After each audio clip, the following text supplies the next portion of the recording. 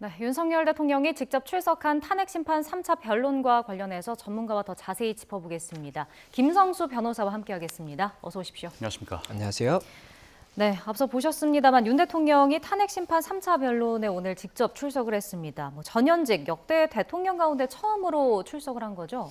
예, 맞습니다. 저희 헌정 사상 일단 탄핵 사건이 3번 있었습니다. 네. 이게 2004년에 고 노무현 대통령에 대한 사건이 있었고 2017년에 박근혜 대통령에 대한 탄핵 사건이 있었습니다. 그리고 네. 이번이 이제 3번째라고 볼 수가 있는데 네. 이 앞서 말씀드렸던 두 사건 같은 경우에는 이 대통령들이 출석하지 않았기 때문에 그렇기 때문에 이번이 헌정 사상 처음으로 이 직접 대통령이 출석한 이러한 탄핵 사건이다 이렇게 볼 수 있습니다. 예, 앞서 노무현 전 대통령과 박근혜 전 대통령과는 달리 직접 변론에 출석한 이유와 배경은 뭐라고 보십니까?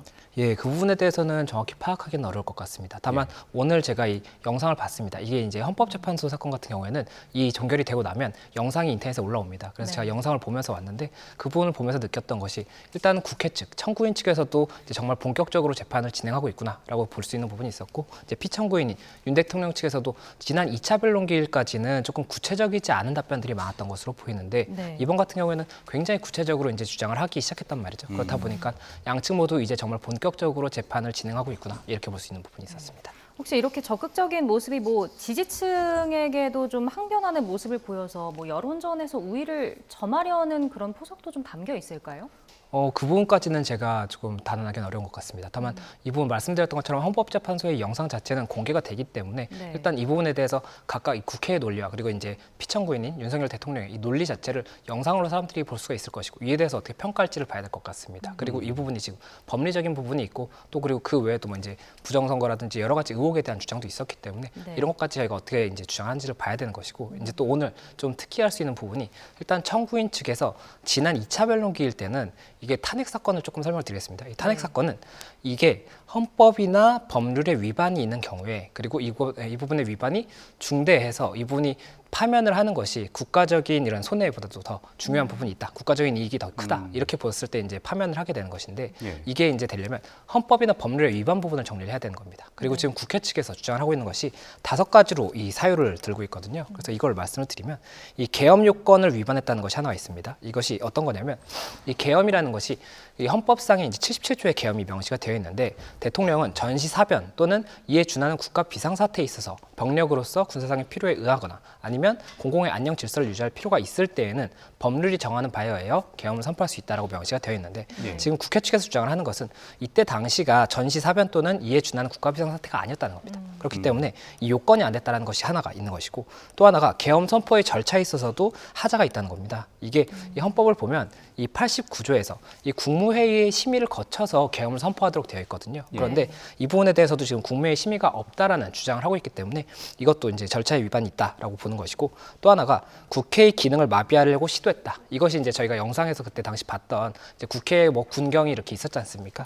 그것과 관련해서 국회 측에서는 이 부분이 국회의 기능을 마비시키기 위해서 한 것이기 때문에 이것이 국헌문란에 해당하고 이것도 이제 헌법상의 위반이 된다는 겁니다. 그리고 또 4번째로 포고령 1호가 있지 않습니까? 저희가 이 포고령 1호를 보면 1번이 국회라든지 정당 등의 뭐 정치 활동을 금한다 이런 내용이 담겨 있었거든요. 그런데 이것 자체도 정치 활동의 자유라든지 또 그리고 다른 기본권의 침해가 있기 때문에 헌법 위반이 된다라는 이제 주장이 있었습니다. 그리고 5번째로 사법부의 주요 인물을 체포하려고 한다든지 이런 시도가 있었다라고 지금 국회 측에서 주장을 하면서 이에 대해서는 사법권의 독립 그리고 상권 분립을 위반한 그런 부분이 있다는 겁니다. 그리고 마지막으로 이런 5가지 이유가 더해서 체포영장에 불응하고 있는 이런 모습들을 봤을 때 헌법 수호의 의지가 없다 이렇게 지금 주장을 했던 것이거든요. 그렇기 때문에 이 부분 이제 소추 의결인 것이고 이에 대해서 일단은 국회가 주장을 하고 있기 때문에 피청구인인 윤석열 대통령 측에서는 이것에 대해서 사실관계를 반박하거나 아니면 사실관계를 인정한다고 하더라도 이에 대한 법리적인 판단이 달리 봐야 된다 이렇게 지금 주장을 할 수 있는 부분이 있기 때문에 이것들을 저희가 봐야 되는 것이고 오늘 같은 경우에 이제 쟁점이 됐던 것이 이 서증을 이제 진술했습니다. 지난번 2차 때 방금 말씀드렸던 소추결이 정리가 됐고 일단 국회 측에서 오늘 기일에서 한 것은 서증을 정리했는데 서증이라는 것이 결국엔 증거입니다. 이 증거에 대해서 어떤 증거들을 제출을 했고 이것들이 어떠한 것들을 증명하기 위한 것이다라는 걸 헌법재판소에 다 설명을 했었거든요. 그래서 그게 굉장히 좀 특이할 수 있는 부분이었고 또 하나가 피청구인 측에서 이 부분 관련 이 5가지 제가 말씀을 드렸지 않습니까? 이에 대해서 각각 이제 반박을 하는 사실관계라든지 사실관계에 대한 이 어떻게 증명을 하겠다 이런 것들을 이제 좀 구체적으로 이야기를 하다 보니까 이것이 이제 정말 정말 전격적으로 재판이 진행된다 이렇게 볼 수 있는 부분이었습니다. 예. 네. 뭐 오늘 대통령이 직접 출석을 해서 이 5가지 부분에 대한 반박 또 변론을 진행했었는데 윤 대통령이 변론 시작에 앞서서는 직접 발언을 요청해서 입장을 밝혔었습니다. 듣고 이야기를 이어가겠습니다. 여러 가지 헌법 소송으로 업무도 과중하신데 또 저의 이 탄핵 사건으로 또 이렇게 고생을 하시게 해서 먼저 우리 재판관님들께 송구스러운 마음입니다. 저는 철들고 난 이후로 지금까지 또 특히 공직 생활을 하면서 자유민주주의라는 신념 하나를 확고히 가지고 살아온 사람입니다. 헌법재판소도 이러한 그 헌법 수호를 위해서 존재하는 기관인 만큼 우리 재판관님들께서 여러모로 잘 살펴주시기를 부탁드리겠습니다. 예. 지금 윤 대통령의 직접 발언에서 자유민주주의 신념을 확고히 갖고 살아왔다. 이 말이 좀 눈에 띄는데 이게 어떤 의미로 받아들일 수 있는 거죠?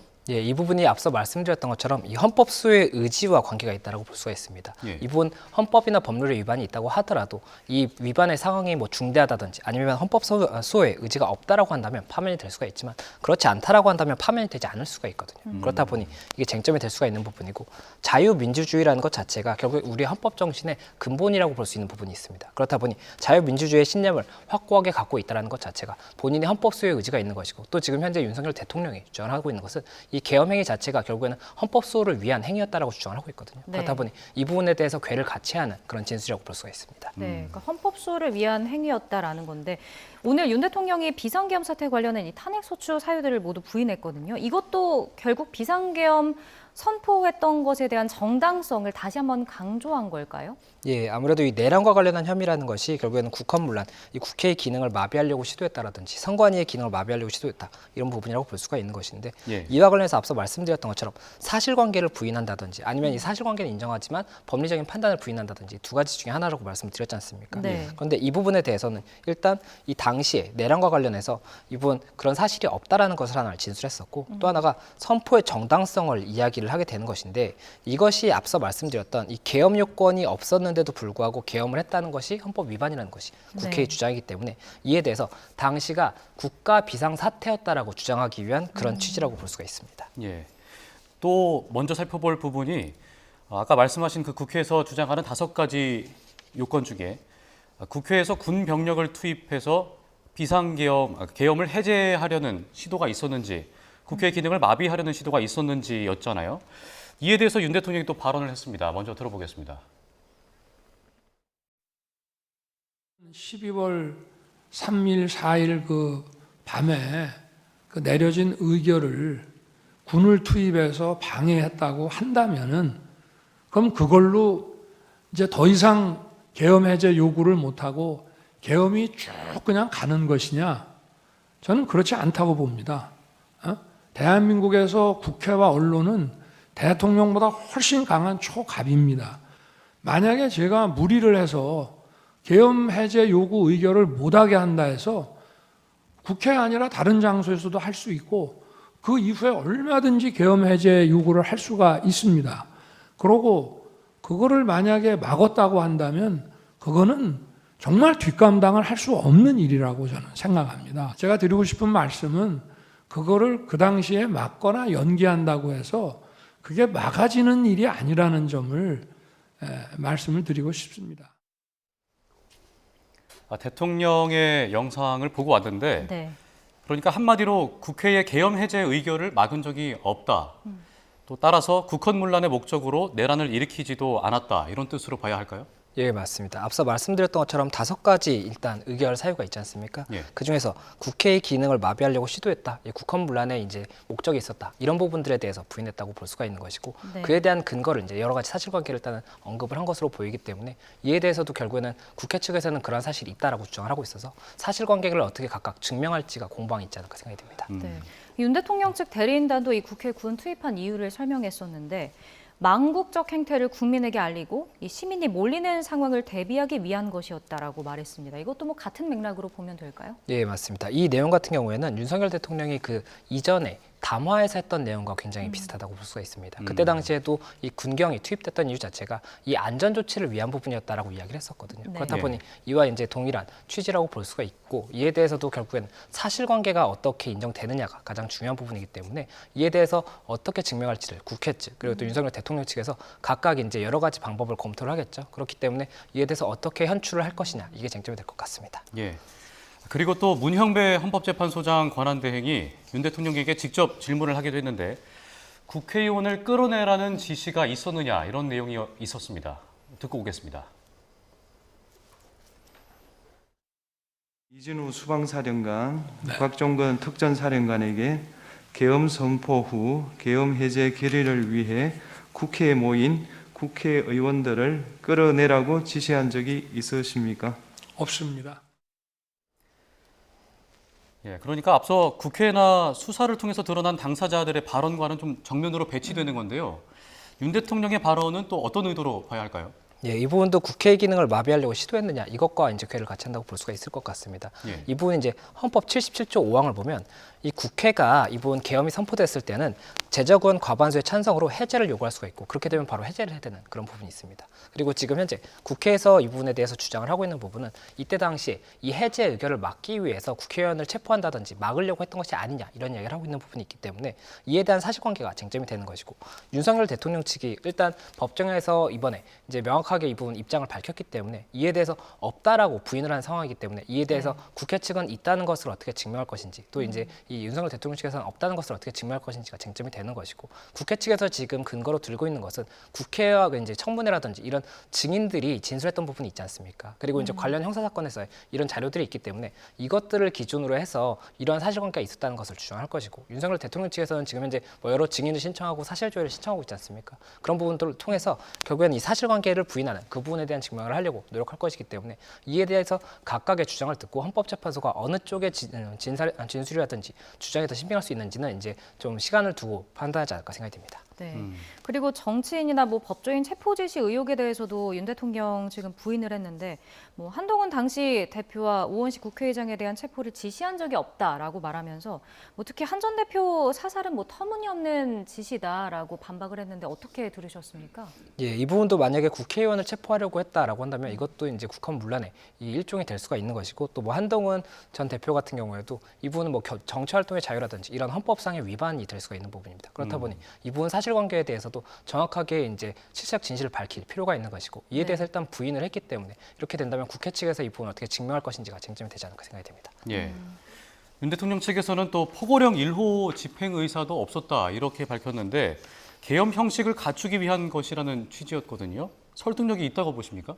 이 부분에 대해서는 저희가 조금 봐야 될 것 같습니다. 이 포고령 1호가 쟁점이 되는 것 자체가 포고령 1호의 1번이 앞서 말씀드렸던 것처럼 국회의 정치활동을 금한다라고 명시가 돼 있었는데 지금 윤석열 대통령 측에서는 이 부분이 그 과거에 이제 포고령 예문을 참고해서 김용현 전 장관이 작성을 했었고, 이에 대해서 윤석열 대통령이 검토는 했었는데 이때 당시에 이 부분에 대해서 조금 법리 판단을 잘못한 부분이 있다, 이렇게 이야기를 하는 겁니다. 예. 그리고 이 포고령 1호에 이 정치활동을 금지한다, 이것 자체가 쟁점이 될 수가 있는 것이 이 부분 계엄을 선포를 했을 때 이 77조의 4, 헌법의 77조의 4에 따르면 계엄을 선포한 때에는 대통령의 지체 없이 국회에 통고를 해야 되는 부분이 있고, 또 그리고 이 3을 보면 비상계엄이 선포된 때에는 법률이 정하는 바에 의해서 이 정부나 법원의 권한에 관해서는 이 대통령이 특별한 조치를 할 수가 있습니다. 그런데 입법 부인 국회에 대해서는 특별한 조치를 할 수가 없는 부분이 있거든요. 그렇다 보니 이 부분에 대해서 국회에 어떤 조치를 하려고 했다라고 한다면 이것 자체가 또 헌법 위반이 될 수가 있기 때문에 네. 이에 대해서 일단 다투는 것이고, 포고령 1호는 저희가 지금 명백하게 객관적인 증거라는 걸 알고 있지 않습니까? 예. 그렇다면 이 작성의 경위라든지 이런 것들이 쟁점이 될 수가 있기 때문에 이 부분 이제 좀 다툼이 될 수밖에 없는 것이고, 이에 대해서 사실관계를 어떻게 판단하느냐가 가장 중요한 부분이 아닐까 생각됩니다. 예. 네. 그리고 오늘 또 변론에서 다뤄진 또 다른 부분 중 하나가 바로 부정선거 의혹이었습니다. 윤 대통령 언급이 있었는데요. 함께 들어보겠습니다. 이미 계엄을 선포하기 전에 이런 여러 가지 어떤 선거의 공정성에 대한 신뢰에 좀 의문이 드는 것들이 많이 있었고, 또 2023년 10월 국정원의 선관위 전산 장비의 아주 극히 일부를 점검한 결과 문제가 많이 있었기 때문에 부정선거 자체를 색출하라는 것이 아니라 선관위의 전산 시스템을 전반적으로 스크린할 수 있으면은 해봐라. 어떤 장비들이 있고 어떤 시스템에 의해서 가동이 되는지 그런 것이기 때문에 선거가 전부 부정이어서 믿을 수 없다 하는 그런 음모론을 제기하는 것이 아니라 팩트를 확인하자는 그런 차원이었다는 점을. 네, 개엄 전부터 선거 공정성에 대한 신뢰 의문이 드는 것들이 있었다. 뭐 음모론을 제기하는 건 아니고 팩트 차원이었다, 확인 차원이었다라는 건데, 그리고 일단 부정선거 가능성은 계속해서 강조하는 건 아닙니까? 예, 맞습니다. 이 탄핵 사건에서의 부정선거가 쟁점이 될 수 있느냐가 이제 궁금하실 수가 있습니다. 네. 이 부분이 앞서 말씀드렸던 국회 소추결 이제 5가지 중에 첫 번째에 해당합니다. 계엄 요건을 위반했다는 것이고 국가 비상사태가 아니었다는 것이 국회 측의 주장이지 않습니까? 예. 이에 대해서 윤석열 대통령은 이때 당시에 부정선거라든지 이 부정선거가 만약에 있다라고 한다면 대의민주주의에 굉장히 근간이 흔들리는 일이 될 수가 있거든요. 그렇다 네. 보니 그런 부분이라든지 뭐 여러 건의 탄핵이라든지 이런 상황이 있었기 때문에 국가의 비상사태였다라고 주장을 하고 있고 이와 이제 관련해서 결국에는 만약이라도 부정선거가 있었다라고 한다면 국가 비상사태라고 인정될 수 있는 여지가 조금 더 높아지는 부분이 있기 때문에 이에 대한 사실관계를 주장한다라고 볼 수가 있는 것이거든요. 그리고 현재 윤석열 대통령 측에서는 이 부분 부정선거 가능성에 대해서 일단 증명하기 위해서 뭐 사실조회라든지 그리고 이제 관련자들의 증인 신청 이런 부분들이 있었기 때문에 이 부분까지도 어떻게 되는지도 저희가 조금 더 지켜봐야 될 것 같습니다. 예. 그리고 아까 그 말씀하신 오늘 변론기일에서 중요했던 부분이 서증이라고 말씀을 해주셨는데 윤 대통령 측에서 국가정보원이 발표한 보안 점검 결과와 또 투표용지들 사진을 증거로 제시했습니다. 특히 기표 뒤에 접어넣은 이 투표용지로 볼 수 없는 그 빳빳한 모습이라는 게 쟁점이었는데 국회 측과 선관위가 즉각 반발했습니다. 이 부분은 어떻게 봐야 될까요? 예, 일단 윤석열 대통령 측에서는 부정선거에 의혹이 있다라는 것을 이제 주장을 하고 있는 것이고 그에 대한 근거로 내가 이런 부분들에 대한 자료를 봤기 때문에 의혹을 이제 좀 검토를 해야 되는 부분이 있다 이렇게 지금 판단했다라고 주장할 겁니다. 그렇기 예. 때문에 이 부분들에 대해서 일단 증거로서 가지고 오기 위한 그런 절차가 아닌가 생각이 들고 그리고 이런 부정선거 의혹에 대해서 국회 측이라든지 선관위 측에서는 그런 사실이 없다라고 계속해서 이제 답변을 했었기 때문에 이에 대해서도 결국에는 진실 공방이 이어질 수밖에 없는 것으로 보이고 이에 대해서 만약에라도 부정선거라는 부분 자체가 인정이 되지 않는 그런 상황이 이제 발생한다고 하더라도 이러한 사실관계, 뭐 빳빳한 용지라든지 이런 것들이 누군가는 이것에 대해서 조금 이상한데라고 생각할 수 있는 그런 부분이 있다라고 한다면 윤석열 대통령이 주장을 하고 있는 부정선거에 대한 의혹이 있었다. 그리고 그에 대한 근거가 이런 것이었다라는 것에 대한 설득력이 있는 부분이 될 수가 있기 때문에 이런 예. 부분까지도 가만히 될 수 있는 것이 아닌가 생각이 듭니다. 그렇군요. 네, 알겠습니다. 오늘 말씀은 여기까지 듣겠습니다. 지금까지 김성수 변호사와 함께했습니다. 오늘 고맙습니다. 고맙습니다. 고맙습니다.